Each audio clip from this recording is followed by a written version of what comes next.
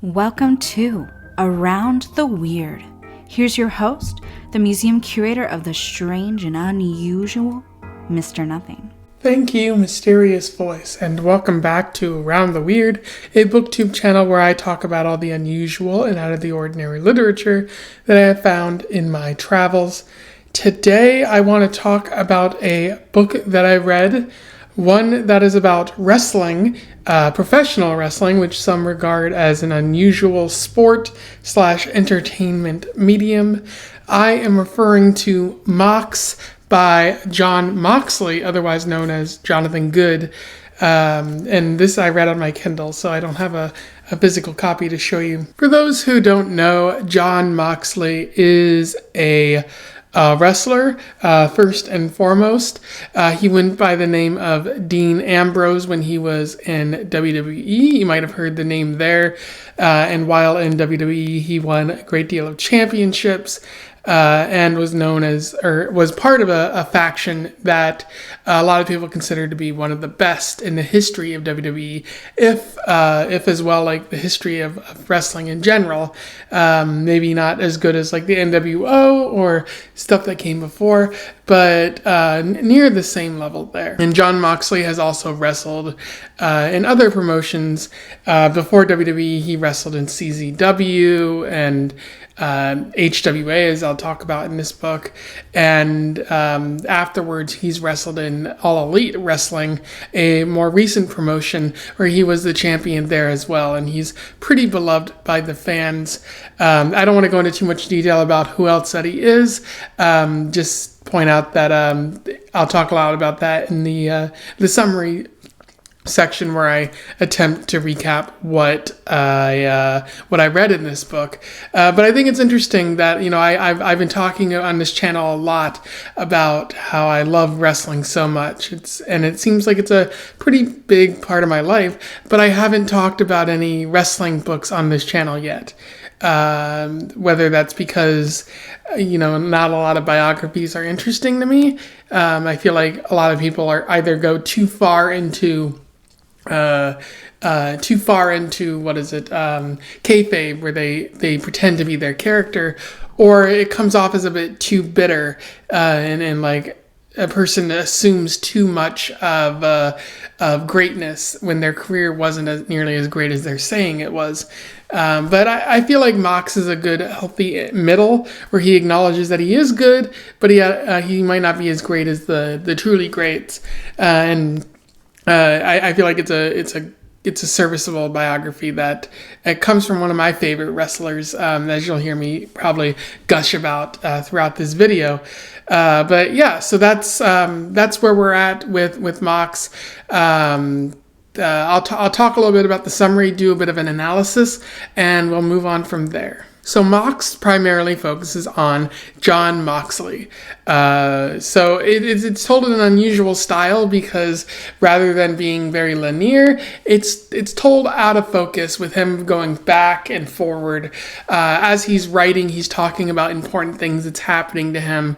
And he's also going back to his early career, his childhood, and his time in WWE, which could have really sunk this book, but I think it really works for Moxley here, as I'll talk about later. But he talks about how he grew up in Southern Ohio with divorced parents, but his dad still tried to provide for him, as did his mom. But as he grew up, he started fighting more with the other kids in a more of a territorial sense. He had some friends that he had, but he also had a bunch of other kids in the poor neighborhood that he grew up that couldn't stand him and tried to make things worse for him. And this led to him getting in trouble in terms of detention with the law, and eventually he just dropped out of school altogether because he had more of a focus on wrestling at that point. The story flashes forward to him leaving WWE and worried if people are going to accept him and want him to be a part of other companies, or if they're just going to laugh him off and say he was a lunatic or a weirdo in WWE and that they wouldn't accept him for who he is after his career. He talks about training really hard and his fears of the G1 tournament when he went and wrestled in Japan after WWE, how it was a lot of work and he wasn't sure if the fans in Japan would treat him with respect, but ultimately they did, and he got to wrestle some pretty interesting people like Tomohiro Ishii, and also Shooter Amino, who later became sort of a protege under him. He talks about his life in Vegas, how he's moved from multiple places, but he really enjoys living in Las Vegas, not necessarily going to the casinos, but just going to the bars, watching people, living with his wife, Renee, who he talks about a lot throughout this book. He really seems to love Renee, and it's very interesting to see the stories that he tells about her and how he views marriage in general. You also see various points throughout the story, like jokes from Claudio. He says Claudio, which I think is Cesaro. It might be him, might be someone else he knows that's Claudio. But he also talks about the movies that are interesting to him, and it seems like him and I have a lot of similar interests when it comes to movies, as well as albums, music that you wouldn't think that he would be interested in, but he actually is, and he talks about like why he likes it and his favorite songs from those albums. Very thoughtful, but very unusual in a biography, because like, why is he telling us about his favorite albums and movies? It's clear that he didn't really have an understanding of what goes into an autobiography when he wrote it. And I wouldn't say that there is necessarily a specific way that you should write an autobiography. Moxley talks about the time he spent in Florida Championship Wrestling, essentially hitting the big time, because he knew that was part of WWE and he would eventually get recognized. But he also talks about how it took forever to get recognized, and he felt like he was being restricted in some way. A theme that doesn't really end in FCW. It continues in WWE in some way. He talks about his eventual disillusion with WWE, how like he was really happy with the Shield, but over time he saw that his requests were being denied, like what he wanted to do, his style of wrestling wasn't appreciated in WWE, and a lot of people laughed at him or mocked at him and said he was a different type of cat, which he saw as an insult, even though he was trying to be I'd say as like earnest or some way to the people who were making fun of him. He saw that he was never truly going to earn their respect, because he didn't behave in ways that people typically got respect in WWE. He talks about training with Les Thatcher and Heartland Wrestling Association, learning about wrestling when he was very young, and again dropping out of school so that he could train and wrestle. And that lasted for some time, where he seemed to be a quick study to it. But Heartland Wrestling Association eventually went out of business, and he wrestled in Puerto Rico, but he eventually stopped getting paid there, and so he in 2008, you saw frustrations boiling over for him, where he talks about how he was getting into drugs and he was wrestling without really caring, and he wanted to die because it didn't seem like this wrestling was really going anywhere, and he might have even quit altogether. But he stuck with it, and that's where he discovered CZW, which is Combat Zone Wrestling, which is a more hardcore style, which he took to because he found out like he could engage in violence and also the deep sense of storytelling, which he appreciated. And he participated in the Tournament of Death, which he really enjoyed. And he made some connections, which eventually took him to WWE, which he loved, even though he eventually grew disillusioned with it. And then he also goes on to talk about the Shield and how he eventually grew to love his Shield brothers, Seth Rollins and Roman Reigns, the people behind those characters, who they eventually grew to be like great friends, and I think they still are today, even if they work for different companies. And how the Shield was great storytelling and allowed him to engage in that violence that he wanted to engage in. And then the story really ends with him talking about like his love for Renee and how he sees his marriage going forward. And he also talks about his hopes and how he sees like wrestling in control of the fans rather than in control of the major companies, because long after like WWE and AEW go away, the fans will still be there clamoring for more wrestling. And that's where the story ends there. In terms of analysis, there is a bit to talk about with Mox. There's a lot to consider. Although again, this is like someone's life, so it doesn't always fit with those themes or those ideas that you see in fiction. And I should point out, analyzing someone's life in that way is kind of weird. But I've done that before, unfortunately. And I'm doing it here, mainly because Mox does touch upon a lot of things. He repeats himself over and over in the story on certain ideas. And one of those is the idea of wrestling and what wrestling means.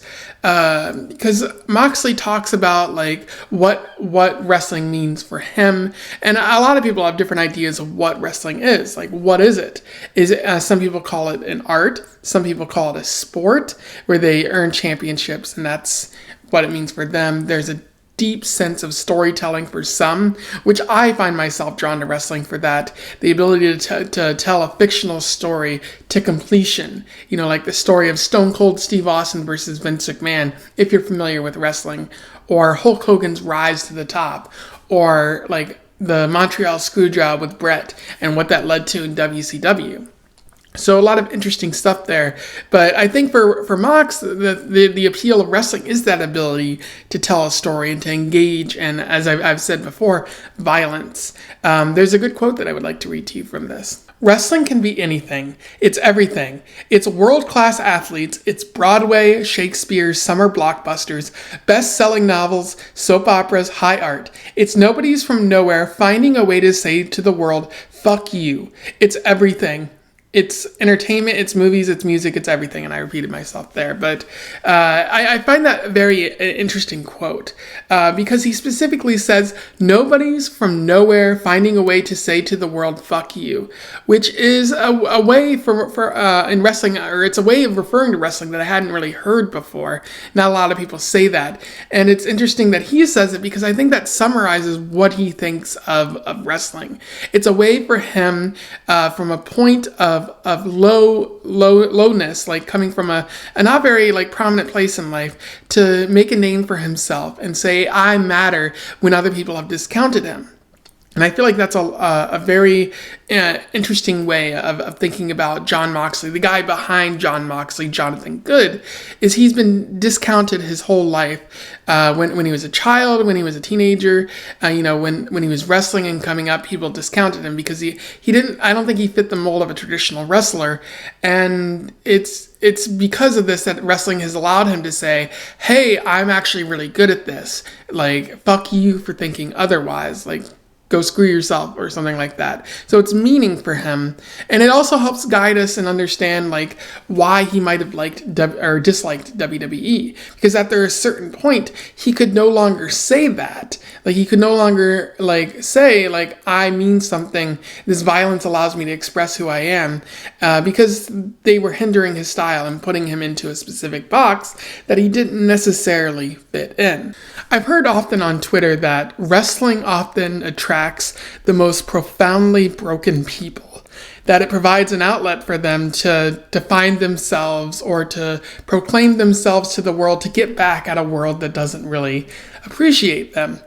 And while I'm not calling Jon Moxley a profoundly broken person, it does seem like there's a lot of those people in wrestling, and Jon Moxley might be like someone who like didn't come from the best of places, but truly found himself in wrestling. Like I'm thinking of people like X-Pac or Ken Shamrock, Jake the Snake Roberts, those people who came from bad places and found themselves in wrestling. And Jon Moxley, like wrestling seems to take him away from those places and allows him to rise up. So I do think it's very fascinating and interesting how he defines wrestling that way. And through this book, we're able to gauge what that means to him and why people love wrestling. Because if he's defining it this way, surely other people have. And so I think there's a lot of different reasons why people love wrestling, but this is definitely one of them. Another interesting thing about this autobiography is the perceived enemies that Moxley creates throughout the stories. he seems to think that he has many critics, and I will say that there are people who don't like Jon Moxley. I've heard of a few, but they're not very vocal. Like, he talks about a lot of the events that happened in his life, and he's like, oh, some people might not have liked it, or they might have said this or that, but I say screw you to that. And it doesn't really make sense to me, because a lot of the stuff that happens in this story, and like from what's going on for Moxley, like it seems like he's created these people, because I've heard like the events, and like I was pretty excited, and a lot of people that I knew were pretty excited. I wasn't hearing a lot of criticism of the stuff that was happening here. So it does really seem like Moxley creates his own perceived enemies. Like, is that reflecting an internalized sense of pain for him, where like he thinks other people are going to judge him, and that creates pain for him, so he just lashes out at those people?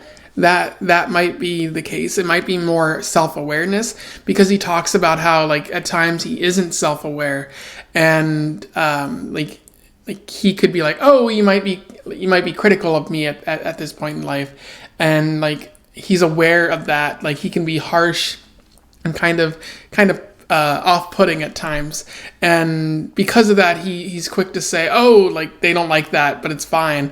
But I don't really get why that is, because it doesn't really seem like he has a lot of criticism. He's one of the most beloved wrestlers I can think about in 2022, and of the past 5 years, 10 years.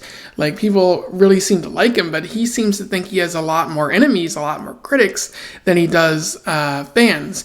And maybe that's the case for a lot of people in his position, but maybe it's not. Maybe this is more reflective of who he is as a person, that he's going to, push off his imaginary critics, so that when he meets someone or he does get rejected, it doesn't hurt as much. I don't really know there, but like that seems more of a psychological inward thing than an outward thing. And he has said in multiple interviews and whatnot, he does have a lot of demons related to drinking and his life growing up. And so I do think that maybe that's some element of it, but I don't know the full story, so I can't make an assumption there. There are many other great things about Mox, life on the road, It's funny. I do think he's very charming at times. Like, some of the stuff he says is just wacky and off-putting, which he probably wouldn't like, but it is very, like, unusual to hear some of the things he's talking about, some of the things he focuses on. It reminds me of myself in a way, like the way that like I talk about movies or music. Like I find myself like in a little bit in Moxley. Perhaps not the extent that I'm fighting people, in wrestling or anything, but his personality a little bit. It's very endearing, and the writing draws me in at times. Like, it's very disconnected in a way.